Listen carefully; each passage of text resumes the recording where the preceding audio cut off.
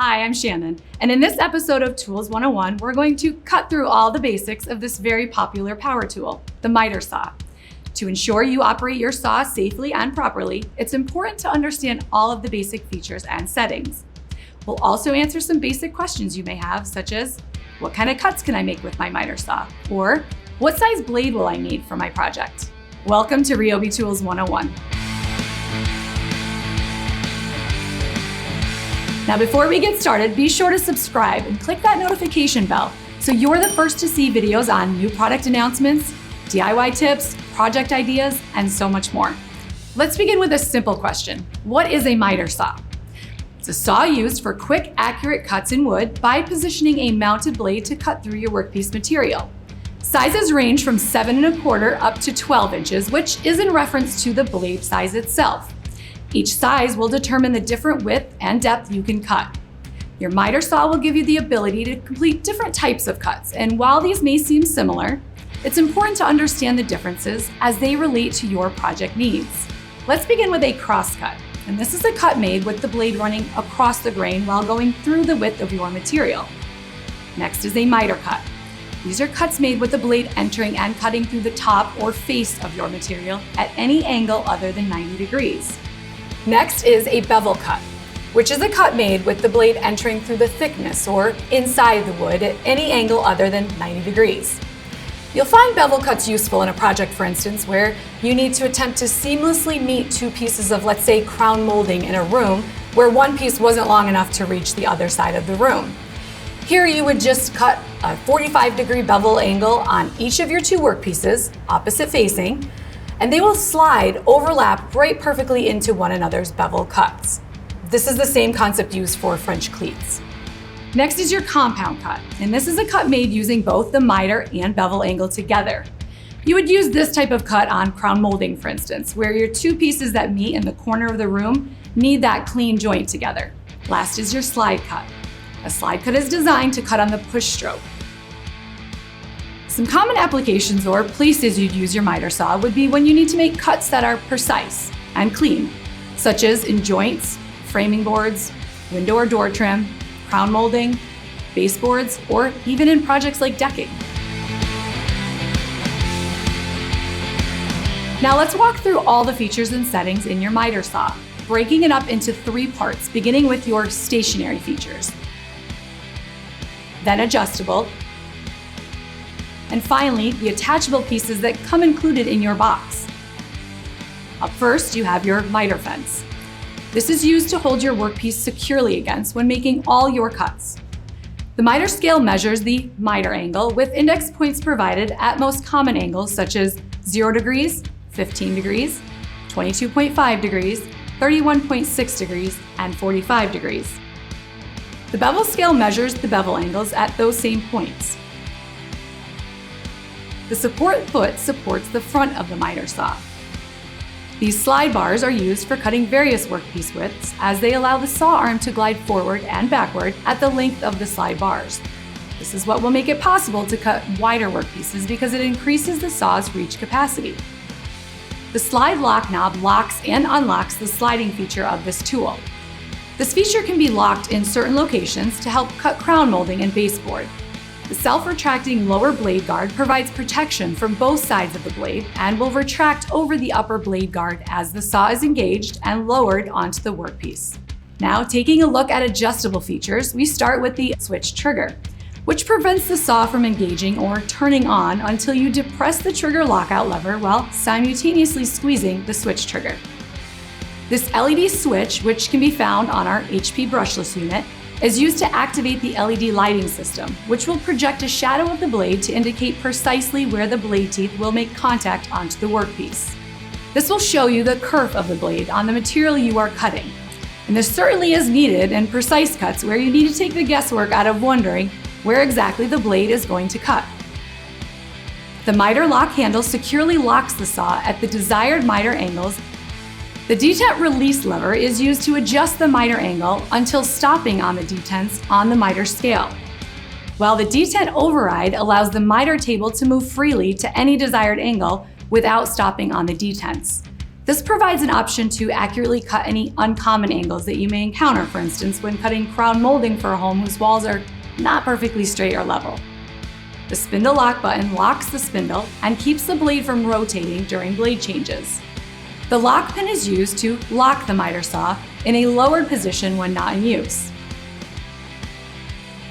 The depth control knob limits how far the entire head of the saw can drop down when going to make a cut, typically used for cutting a dado or non-through cuts. And lastly, the partial sliding fence may be necessary to adjust to ensure proper clearance prior to making your cuts. Finally, let's go through the included attachments, starting with the work clamp. This is used to secure your workpiece onto the miter table. Behind that, you will have your blade wrench, which is used to remove or secure the blade. The carry handle up top is used for transporting your miter saw, and you're going to love how easy this makes things if you're moving around to different locations or work areas. The two table extensions allow for additional support when cutting your workpiece. And lastly, the dust bag is attached in the back to collect the dust and debris from your workpiece. Now let's take a closer look at the blades, which can range from 7¼ inches to 12 inches in size. When it comes to the material, many blades are carbide tipped, which allow them to last longer. Another term you'll hear when dealing with blades is kerf, which is the material removed when the blade makes a through cut, or is used to define the slot that's created in your material when you make a non-through cut. It's actually super helpful for you to understand what kerf means with regards to making accurate measurements and cuts. The blade itself has a specific width, and at any point if that blade cuts through your material, it's removing that same width amount from your workpiece, or making a kerf. Most blades are about 1/8 of an inch, so it's not a huge measurement, but it can matter when the cut needs to be exact. For instance, if you have a piece of wood that's 10 inches long and you know you need to cut exactly 2 5-inch cuts, you won't be able to do that because your blade is going to remove that small amount from the overall length of that 10-inch board during that first 5-inch cut. Therefore, one of those cuts will be, for instance, 4 7/8 of an inch, because again, we lost approximately 1/8 of an inch. Lastly, you'll want to look at the number of teeth on the blade you're using. A blade with a higher tooth number will give you a finer finish with less tear out, but it will cut slower than a blade with a smaller number of teeth. This will directly affect which blade you'll use for certain projects. A high tooth count blade is ideal for finish work, such as trim or crown molding, while a low tooth count blade is best for framing, for example. Now that you understand your miter saw, let's take a look at putting it into action. Before you get started, always remember to remove your battery before making any adjustments to your saw, and be sure to wear safety glasses and hearing protection. When you first open your miter saw, you'll notice it takes a bit of assembling on your part before you can get into actually operating it. Be sure to follow the instructions in your operator's manual to safely and properly assemble your saw. The first thing you'll want to do is secure your saw to your work surface at approximately hip height using clamps or bolts through mounting holes, or secure to a miter saw stand or bench. Never cut on the ground or floor in a crouched position or on an unsecured saw. Once you've got your saw properly secured, let's talk about installing the blade, which typically comes installed out of box, but it's still useful information for when you replace your blade. Be sure to only use blades designed for your saw, and unplug or remove the battery before installing or replacing. First, raise the saw arm and, using the Phillips screwdriver end of the blade wrench, loosen but do not remove the blade bolt cover screw. Rotate the lower blade guard and blade bolt cover up and back to expose the blade bolt. Depress the spindle lock button and rotate the blade bolt until the spindle locks.